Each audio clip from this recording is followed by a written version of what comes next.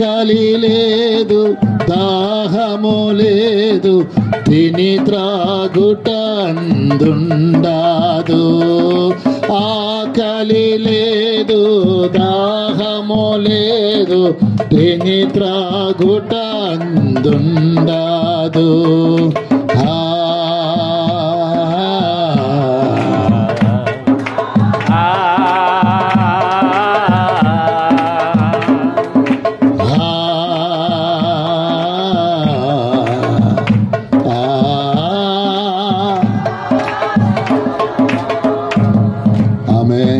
అందరు రెండు చేతులు పైకెత్తి ప్రభు ఈ కుటుంబాన్ని బలపరుచున్నట్టుగా, ఏదైనా కుడికి ద్వారా ఈ కుటుంబానికి మేలు చేయనట్టుగా, మరొక కీడు ఈ కుటుంబానికి కలగకుండా ప్రభు ఈ కుటుంబాన్ని భద్రపరిచి ఆయన గొప్ప రక్షణలోనికి నడిపించినట్టుగా అందరము స్తోత్రాలు చెబుదాము.